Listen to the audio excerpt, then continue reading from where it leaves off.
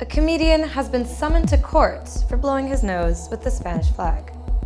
Hello, and welcome to Catalan News.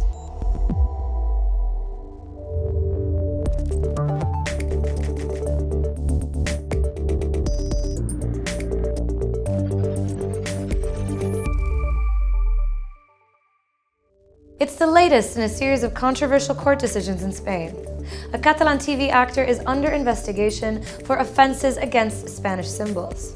The satirical program that aired it apologized, and the channel even deleted the video after the gag sparked insults and threats. But the consequences are far from over. We'll also bring you the latest news in politics, with surveys predicting a rise of pro-independence parties. And don't miss how Barcelona is already ready for the Christmas season. The Spanish judiciary is undergoing one of its worst crises in recent history. A year of controversial rulings was toppled this week by a political meddling scandal.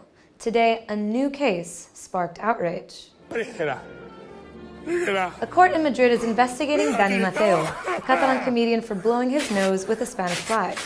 The TV gag was met with harsh criticism, and the actor denounced the insults and even threats against him and his family. A police union pressed charges against Mateo for hate crimes and offenses against Spanish symbols. It's not the first time that comedians blow their nose with a flag on TV, and Mateo used this to point out that political debate is extremely heated. The actor's supporters denounce a crackdown against freedom of speech.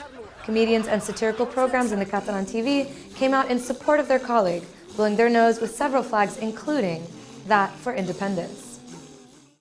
Meanwhile, in Catalan politics, a recent survey showed support for independence on the rise, in what would still be a close race against unionists. While Ciudadans would remain as the largest unionist party, the pro-independence side could see Esquerra becoming its main champion and taking over as top group in the chamber.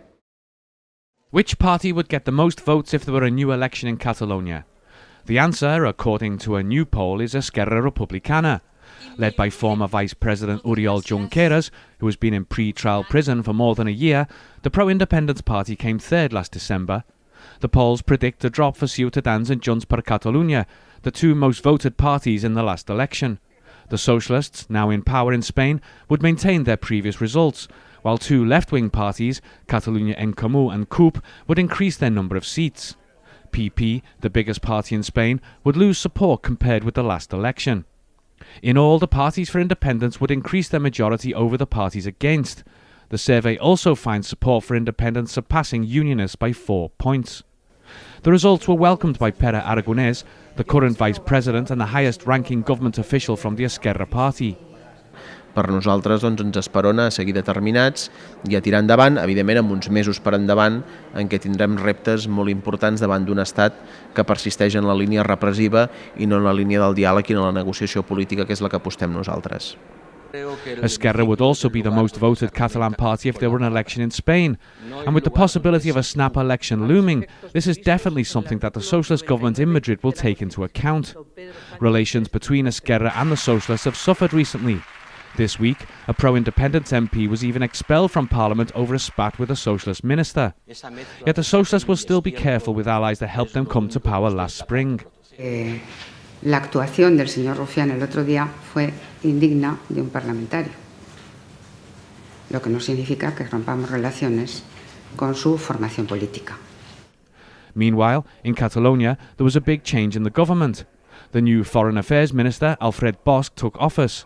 President Quim Torra encouraged him to make the case for Catalan independence internationally.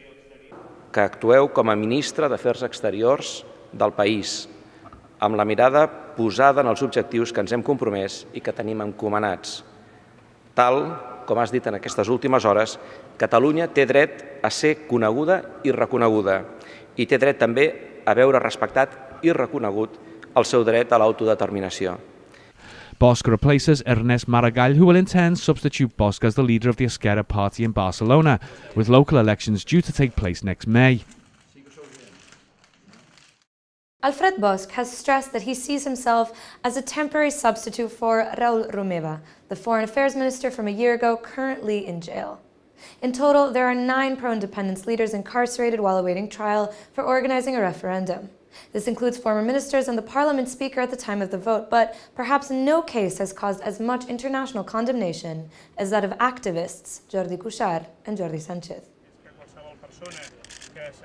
The World Organization Against Torture called on Spain to, quote, immediately and unconditionally release them.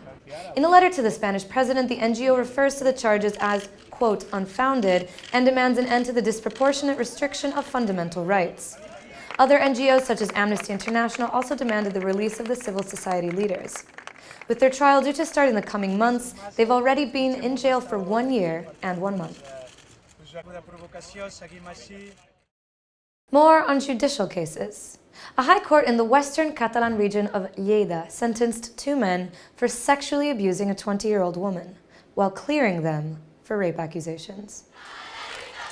The case has drawn comparisons with that of La Manada, in which 5 men were accused of gang-raping a teenager in Pamplona, but were eventually ruled innocent.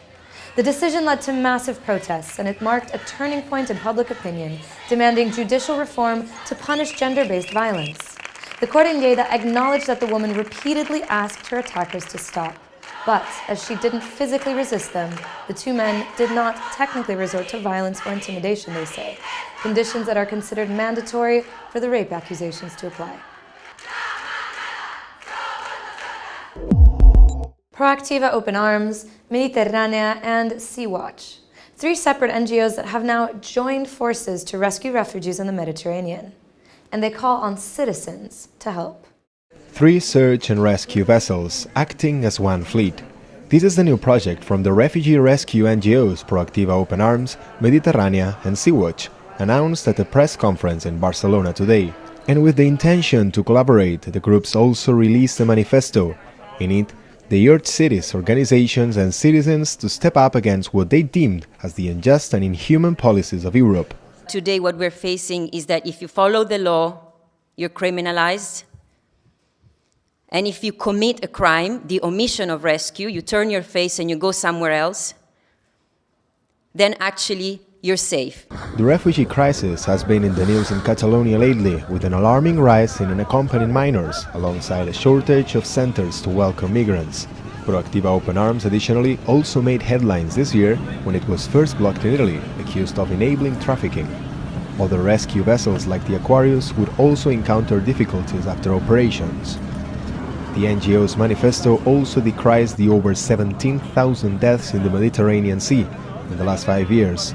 Due to European governments' policies, it says, this September was the worst month yet. 1 out of every 5 people who tried to cross the sea died in the process.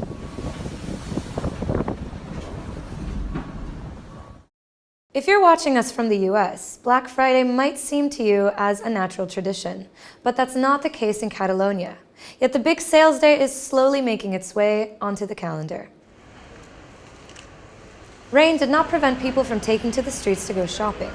With sales up to 50%, many saw it as the perfect opportunity to buy presents for Christmas just a month ahead of time.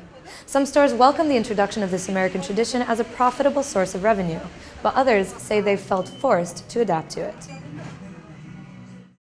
And with this, we finish today's show. And it might not even be December yet, but at least in Barcelona, it's beginning to look a lot like Christmas. This after holiday lights are already on.